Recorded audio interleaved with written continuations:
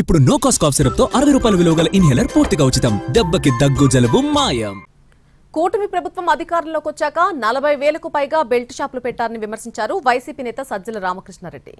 తమ పార్టీ నేతలకు ఆర్డర్లు ఇచ్చి దోచుకుంటున్నారని మండిపడ్డారు. గత ప్రభుత్వంలో లిక్కర్ పేరుతో అడ్డంగా దోచుకున్నారని మంత్రి కొల్లు రవీంద్ర అన్నారు. కూటమి ప్రభుత్వం వచ్చాక అదనంగా ఆదాయం వచ్చిందన్నారు కొల్లు రవీంద్ర. లిక్కర్ స్కామ్ అంటే ఎట్లుంటుందంటే చంద్రబాబు నాయుడు హయాంలో జరిగినది లిక్కర్ స్కామ్ అంటారు. ఏడాదికి 1,300 కోట్లు ప్రివిలేజ్ ఫీ ఒక జీవోతో వేవ్ చేసి ఆ తర్వాత కేబినెట్ 4 ఖర్చుకుని కేబినెట్ అప్రూవల్ తీసుకున్నాడు చంద్రబాబు నాయుడు ఆ రోజు.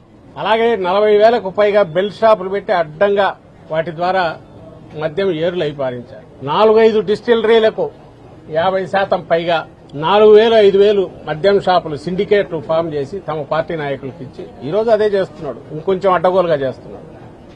తద్వారా దోపిడీ చేస్తున్నాడు. లిక్కర్ స్కామ్ భారతదేశంలో కాదు ప్రపంచంలో అతిపెద్ద లిక్కర్ స్కామ్ 3,000 కోట్ల రూపాయలు.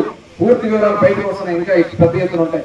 గతంలో వాళ్ళు చేసినటువంటి విధానం ఇవాళ నిన్న నేను ఎక్సైజ్ డిపార్ట్మెంట్ వాళ్ళతో మాట్లాడితే బోర్ల జిల్లాలో మనం చేసినటువంటి ఈ పాలసీ వల్ల 500% వృద్ధి చెందింది. అంటే బయట రాష్ట్రాల నుంచి నాన్ డ్యూటీ పేట్ ఇక్కడ వచ్చేది అది అందరూ కూడా వాళ్ళ జేబుల్లోకి వెళ్ళిపోయేది. ఇవాళ అంతా మనం కాపాడగలిగాం. మంచి బ్రాండ్లు తీసుకురాగలిగాం.